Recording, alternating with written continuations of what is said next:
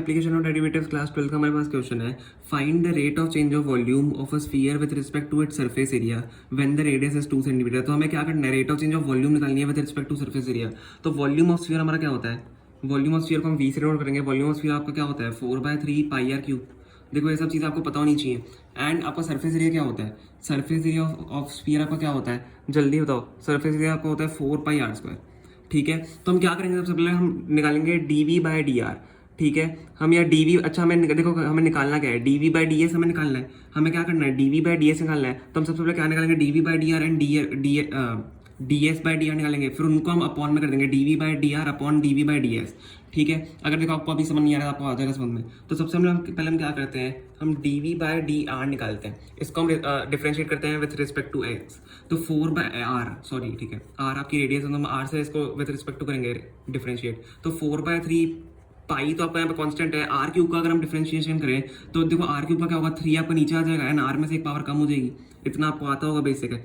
ठीक है, ये आपका हो गया। तो 3 से यहाँ पे 3 यहाँ पे कैंसिल हो रहा है। तो dv/dr आपका फाइनली क्या आ गया, जब हमने सिंप्लीफाई किया तो 4πr² आपका ये dv/dr यहाँ पे आ गया। हम इसको ऐसे यहाँ पे रख देते हैं। अब हम क्या कर रहे हैं, यहाँ पे साइड में सरफेस एरिया का भी डिफरेंशिएशन कर लेते हैं विद रिस्पेक्ट टू आर।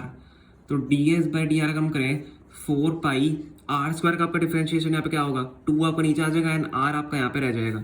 तो ds/dr आपका यहाँ से क्या हो जाएगा, 4 2 आपका कितना होता है 8πr। ठीक है, तो आपका 8πr आ गया। तो ds/dr एंड dv/dr हमने निकाल लिया। हमें अब क्या निकालना है, हमें dv/ds निकालना है। तो फॉर dv/ds, ठीक है, एट हम क्या लिखेंगे, एट r 2 सेंटीमीटर में दिया हुआ है, r 2 सेंटीमीटर पे निकालना है। हम यहाँ पे क्या करेंगे, इन दोनों को अपॉन में कर लेंगे। ठीक है, मैं यहाँ पे क्या लिखता हूँ, इसको 1 मान लेते हैं, इसको 2 मान लेते हैं। तो हम यहाँ पे क्या करेंगे, 1/2 कर देंगे। 1 अगर हम 2 कर दें तो dv/dr अपॉन, ये पूरा अपॉन है। ठीक है, dv/dr अपॉन ds/dr अगर हम करें तो क्या हो जाएगा, dv/ds बन जाएगा। ये dv/ds बन जाएगा, ds से dr यहाँ पे कैंसिल हो गया। dv/ds तो आपका क्या हो जाएगा 4πr² अपॉन 8πr हम यहाँ पे कर देंगे। तो लिखते हैं 4πr² अपॉन 8πr। ठीक है, तो अब देखो जब आप इसको सिंप्लीफाई करोगे, तो आपका क्या आ जाएगा, मैं यहाँ पर चलो नीचे लिख देता हूँ, इसको सिंप्लीफाई कर लो एक बार। dv/ds, तो यहाँ से देखो क्या हो रहा है, 8 से यहाँ पे 4 कट रहा है, तो यहाँ पे नीचे 2 बच जाएगा। ठीक है, यहाँ पे नीचे 2 बच जाएगा, पाई से पाई यहाँ पे कैंसिल हो गया, r² से एक r यहाँ पे कैंसिल हो गया। तो r/2 आपका ये बच गया। यहाँ पे dv/ds आपका r/2 आ गया। अब हमें किस पे निकालना है, एट r 2 पे निकालना है। dv/ds आपका r/2 आ गया। तो एट r 2 अगर हम निकालें तो यहाँ पे क्या हो जाएगा, dv/ds एट r 2 अगर आप निकालो तो 2/2 यहाँ पे हो जाएगा। r की जगह हमने 2 डाल दिया, विच इज इक्वल टू 1।